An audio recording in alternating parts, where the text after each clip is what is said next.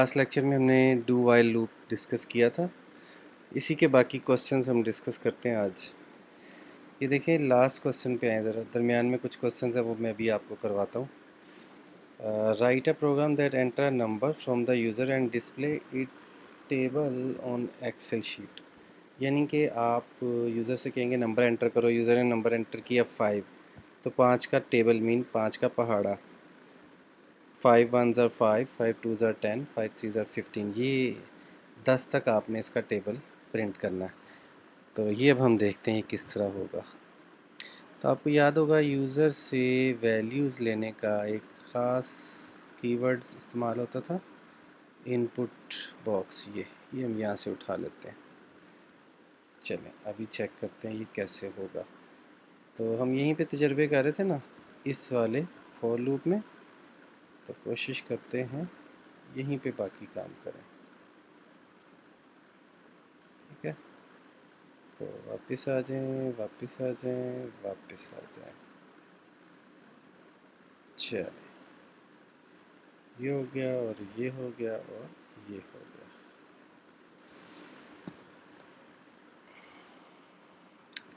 Do while loop को मैं यहाँ से कर रहा हूँ फ़िलहाल ख़त्म, या इसको लिखा रहने देते हैं, इसी की मदद से करते हैं। पहाड़ा लिखना है आपने, यूज़र से इनपुट लेनी है और उसके बाद पहाड़ा लेना है। सबसे पहले यूज़र से इनपुट लेने का ये कोड होता है। देखिए मैंने ए डिफ़ाइन कर लिया, उसके बाद मैंने ए से कहा है कि आपने वैल्यू जो है एंटर करनी है। तो एंटर नंबर, हम कोई लेस देन नहीं कह रहे, हम कह रहे हैं कोई भी नंबर एंटर कर दें। Enter number two calculate table. अब देखिए बिल फर्ज आपने वैल्यू एंटर कर दी 5, तो ए में स्टोर हो जाएगा 5। अब आपने 5 का पहाड़ा मालूम करना है, तो कब तक लूप चले? 10 तक चलना चाहिए ना। तो आपको एक और वेरिएबल लेना पड़ेगा, उसका नाम आप टेबल ही रख दें, टेबल। ठीक है, तो टेबल की वैल्यू 1 से 10 तक होती है, तो टेबल की वैल्यू आप शुरू करेंगे 1 से। ठीक है, टेबल की वैल्यू आपने 1 दे दी और साथ ही आपने बता दिया कि टेबल एक वेरिएबल है, बल्कि टेबल कंफ्यूज करेगा, इसका नाम हम रखते हैं टी। टी की वैल्यू दे दी 1, टी की वैल्यू दे दी 1। उसके बाद लूप आप बता दें लूप कब तक चले। टी इज़ लेस देन या इक्वल टू 10। जब तक टी की वैल्यू 10 नहीं हो जाती चलते जाओ। और फ़िलहाल हम मैसेज बॉक्स में कर लेते हैं, उसके बाद एक्सेल की शीट में कर लेंगे। ठीक है, तो मैसेज बॉक्स में पहाड़ा प्रिंट करना है ना, तो ए में जो भी वैल्यू आएगी ए मल्टीप्लाई बाय टी। ठीक है, इसको यूज करते हैं ए मल्टीप्लाई बाय टी। तो हर स्टेप पे ए में एक जमा भी कर दो।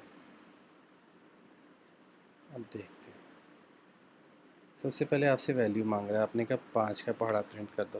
तो ये मैं इसको साइड पे ले जाके दिखा रहा हूँ आपको। जब आप यहाँ पे 5 एंटर करेंगे ना, तो ये वैल्यू यहाँ पे ए में स्टोर हो जाएगी। ठीक है, उसके बाद टी में 1 होगा, टी इस्तेमाल होगा लूप चलने के लिए, और हर दफ़ा मैसेज बॉक्स में क्या होगा 5 ज़रब टी, 5 ज़रब टी, 5 ज़रब टी। ये गड़बड़ होगी नीचे, तो यहाँ से कैंसिल करके देखते हैं। Cancel, cancel. ये आपने देखा मैसेज बॉक्स के नीचे A is equal to A plus 1 लिखा हुआ है, ये नहीं करना था, बल्कि T is equal to T plus 1 करना था। अब ये मेरा ख्याल है प्रोग्राम चलता रहेगा और हमें यहाँ से क्विट करना पड़ेगा, और कोई तरीका मेरे पास तो नहीं है। शायद ये यहाँ से भी ना हो, बल्कि सेव हो गया, सेव। चलें इसको दोबारा करते हैं। अक्सर बैकअप में प्रोजेक्ट्स ये हमारा है प्रोग्राम।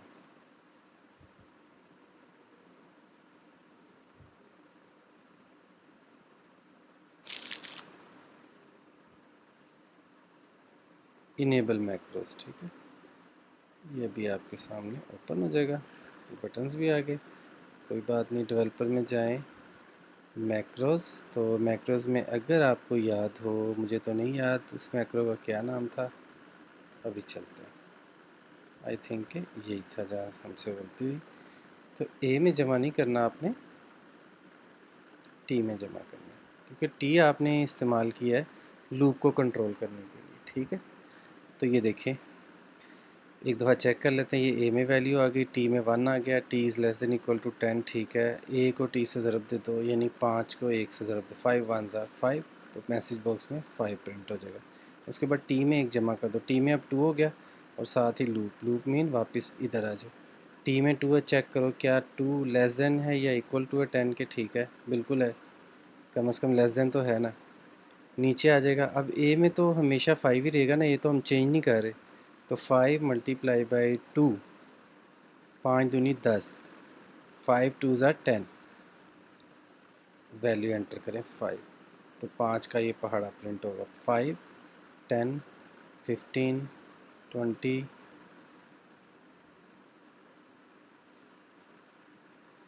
ये अब इसको ना, अब आपको मेरे ख्याल है 50 तक का ये प्रिंट हो गया। तो अब आप देखें कि आप कोई भी वैल्यू एंटर करेंगे तो उसका पहाड़ा जो है या टेबल जो है वो प्रिंट हो जाएगा। लाइक मैं कहता हूँ मुझे 7 का टेबल चाहिए। 7 1 ज़ार 7, 7 2 ज़ार 14, 7 3 ज़ार 21, तो इस तरह से ये 70 तक जाएगा। अब इसमें थोड़ा सा आप खुद सोचें कि अगर यही वैल्यूज़ हमें एक्सेल की शीट में प्रिंट करानी हो तो डेफिनेटली इस लाइन में चेंज आएगी ना, जैसे ये लिखा हुआ है सेल। तो अब आप खुद सोचें, ये आपका टास्क है, खुद सोचें कि इस मैसेज बॉक्स वाली लाइन की जगह हमें ये लिखना है, तो ये कैसे होगा। आगे चलते हैं, हम कुछ और क्वेश्चंस देखते हैं। आ जाए, ये आ गया। अब देखते हैं कोई राइटर प्रोग्राम दैट, नीचे से देखते हैं, write a program that display that enter number from the user and display its table, ये तो हो गया। राइटर प्रोग्राम देखें, ये 11 मैंने कर दिया, 12 आपने करना है, ठीक है। 10 पे आ जाए, write a program that calculate the factorial of a given number. Factorial क्या होता है, देखें आपने 5 एंटर किया, 5, तो 5 का फैक्टोरियल क्या होता है, 5 multiply by 4 multiply by 3 multiply by 2 और मल्टीप्लाई बाई 1। आपने 10 एंटर किया, 10 multiply by 9 multiply by 8 multiply by 7, और इस तरह ये चलता रहेगा। तो ये आप कोशिश करें फैक्टोरियल वाला आप प्रोग्राम खुद से कैलकुलेट करने की। हिंट मैंने आपको दे दी है कि लूप चलेगा उल्टा, ठीक है। और कब से चलेगा, जो वैल्यू आप एंटर करेंगे। लाइक यूज़र कहता है मुझे 7 का फैक्टोरियल चाहिए, तो आपने लूप चलाना है 7 से 1 तक। यूज़र कहता है मुझे 10 का फैक्टोरियल चाहिए, तो आपने लूप चलाना है 10 से 1 तक। यूज़र कहता है मुझे 3 का फैक्टोरियल चाहिए, तो लूप चलेगा 3 से 1 तक, और सारी वैल्यूज़ जो है मल्टीप्लाई होती जाएंगी। तो ये इस पे ज़रा सोचें, ये आपका ये टास्क है, इसकी प्रैक्टिस करें। चलें ऊपर चलते हैं।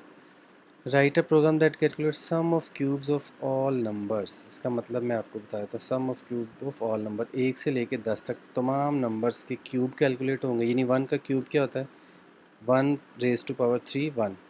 2 का क्यूब क्या होता है, 2 रेज़ टू पावर 3 8। 1 को 8 में जमा कर दिया, 9 हो गया। उसके बाद 3 आता है, 3 रेज़ टू पावर 3 मीन 27। 27 को 9 में ऐड कर दिया, कितना हो गया, 38, नहीं 36। उसके बाद 4 रेज़ टू पावर 3 64। इस तरह से आपने 1 से लेके 10 तक हर डिजिट का क्यूब कैलकुलेट करना है, और उसके बाद इनको आपस में जमा कर देना है। ऊपर चले, write a program that calculate the sum of all numbers, ठीक है। 1 से लेके 10 तक तमाम नंबर्स के सम कर देना है, स्क्वायर नहीं, सम। ये इजी है।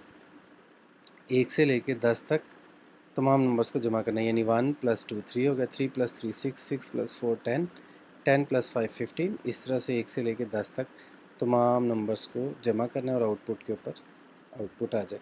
7 नंबर क्वेश्चन देखें, write a program that display number from 1 to 10 their squares and cubes on Excel sheet. 1 से लेके 10 तक जाना है आपने, लूप चलाना है, ये तो आपको आ गया। हर डिजिट का स्क्वायर भी मालूम करना है और हर डिजिट का क्यूब भी मालूम करना और एक्सेल की शीट में लिख दिया। तो बहुत ज़्यादा इजी है। मैं आपको थोड़ा सा इसका हिंट देता हूँ। चलें, इसको अब करते हैं ख़त्म, कैलकुलेट टेबल को। ठीक है, इसको कर देते हैं ख़त्म।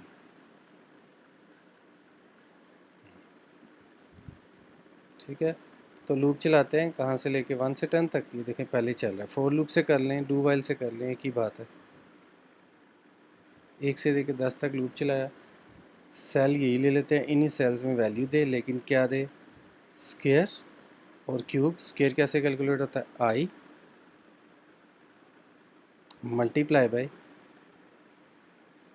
आई। ठीक है, तो मैंने कहा सेल, एक सेल में जो है वो 1 से लेके 10 तक का स्क्वायर कैलकुलेट हो जाए, सेल नंबर कॉलम नंबर 2 में, और 3 में क्या हो जाए? क्यूब।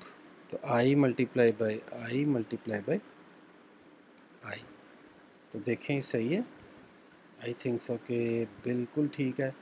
मेरे ख्याल में होगा क्या, इन सेल्स में यहाँ से लेके यहाँ तक 1 से लेके 10 नंबर्स के स्क्वायर आ जाएंगे, और इधर 1 से लेके 10 नंबर्स के क्यूब आ जाएंगे। चेक करते हैं, इसको मैं अब चलाने लगा। ये देखिए, कंपाइलर है लूप विदाउट डू। ये इसको कोई गलती लग गई है। हाँ, मेरा ख्याल है ये लूप एक्स्ट्रा नहीं है, तो होना चाहिए। शायद कोई गड़बड़ हुई है, कोई बात नहीं। देखें इसको। हाँ, सही है, ठीक है। ये देखिए 1 4 9 ये स्क्वायर्स हो गए। ठीक है, यहाँ से लेके यहाँ तक, और ये क्यूब हो गए, पहले 10 नंबर्स के क्यूब। ठीक हो गया, तो ये भी हमने डिस्कस कर लिया। अब बाकी आप कोशिश करें, जो रह गए हैं ना वो आप खुद से ट्राई करें। थोड़े से मुश्किल भी हैं ये 10 11, ये जो ये नीचे वाले प्रोग्राम्स हैं, लेकिन ये आप करेंगे तो आपकी प्रोग्रामिंग की स्किल्स जो हैं वो पॉलिश होंगी। अब हमें एक और स्टेटमेंट पढ़नी है कि इफ़ की जगह ना एक स्टेटमेंट इस्तेमाल होती है केस। तो आई थिंक सो कि वो हम नेक्स्ट लेक्चर में उसको डिस्कस कर लेंगे। तो अभी आप इसकी प्रैक्टिस करें, और हमें अब करेंसी वाले नोट वाला प्रोग्राम भी करना है। लेट्स सपोज पहले ये एक दफ़ा इसको चला के देख लेते हैं। चलिए, इसको चला के देख ही लेते हैं। अगर इसमें कोई सिंटेक्स एरर ना हो तो केस भी हमारा ले जी। फॉर लूप मैं कर रहा हूँ ख़त्म। सारे तजर्बे हमने इसी में कर लिए। अब देखें क्या करता है। Dim a select, I think so कि कोई इसमें मसला नहीं, इसने चल जाना है। कहता है नंबर एंटर करो, मैंने नंबर एंटर किया 4। वेरी गुड, ठीक है। देखें, ये इफ़ स्टेटमेंट की जगह आप केस भी यूज़ कर सकते हैं। अब देखें इसका क्या तरीका। डिम ए एज इंटीजर, उसके बाद मैंने कहा यूज़र से वैल्यू ले लो और ए को दे दो। हमने 4 एंटर किया और वो ए में जाके स्टोर हो गया। अब देखें सिलेक्ट केस ए, बस आपने ये लिखना है। जैसे इफ स्टेटमेंट मिलते हैं ना, if A is equal to 0 तो मैसेज बॉक्स में प्रिंट कर दे 0। If A is equal to 1 message box में प्रिंट कर दे 1। If A is equal to 2 message box में प्रिंट कर दे 2। तो ये सेम चीज़ है डिफरेंट तरीके से। इसमें हम क्या करेंगे, ये सिंटेक्स का आपने ख्याल रखना है। सेलेक्ट केस ए ये ज़रूर लिखना है कि हम इसे बताएंगे कि किसकी बेस पे डिसीजन करना है, ए की बेस पे। तो केस 0 मतलब जब ए में 0 हो तो ये प्रिंट कर दो। केस 1 मीन जब ए में 1 हो तो ये प्रिंट कर दो, जब ए में 2 हो तो ये प्रिंट कर दो। तो ये बेसिकली इफ़ एल्स स्टेटमेंट का मुतबादिल है। तो आप इसको यूज़ कर सकते हैं। ये जो शीट मैंने आपको दिखाई है इसकी ज़रा प्रैक्टिस करें। ये देखें 3। अब देखें 3 मीन 3। अब मैं इसको दोबारा चलाता हूँ और कोई ऐसी वैल्यू प्रिंट करता हूँ जो इसमें नहीं है, लाइक 8, तो ये कहेगा इनवैलिड एंट्री। ये इनवैलिड एंट्री, इसका मतलब ये है मैंने ए में 8 एंटर किया तो 8 तो ये भी नहीं है, ये भी नहीं है, ये भी नहीं है, कोई भी केस नहीं मैच हुआ, तो उसने केस एल्स लिख दिया। केस एल्स में क्या लिख दिया? Invalid entry. तो ये हमने, ये जो पूरी एक्सेल की शीट है, आपको लास्ट लेक्चर में ये सारी शीट्स, ये वर्ड की फ़ाइल जो है ये सारी मैंने आपको भेज दी हुई हैं। तो आप इनको देखें, इसको केस को प्रैक्टिस करें। अगेन मैं आपको बता दूं, ये इफ़ स्टेटमेंट का मुतबादिल है। ये देखें, ये वो वाला काम भी इसमें हुआ हुआ है, ग्रेड्स। तो ये भी अब आपका एक टास्क है कि आपने ये देखना है कि वो जो आपने इफ़ स्टेटमेंट से काम किया ना, वो अब आपने केस की मदद से भी करना है। तो उम्मीद है कि आपको समझ आ गई होगी। क्वेश्चन ज़रा दोबारा सुन लें। ग्रेडिंग वाला जो प्रोग्राम है ना, एक्सेल की शीट में ग्रेड्स लगते हैं, वो आपने इस स्टेटमेंट की बजाय अब केस से हल करना है। तो अगर कोई प्रॉब्लम हो तो डिस्क्रिप्शन में ज़रूर लिखें। नेक्स्ट लेक्चर में हम करेंसी नोट वाला प्रोग्राम जो है वो चलाना सीखेंगे। अस्सलाम वालेकुम रहमतुल्लाहि व बरकातहू।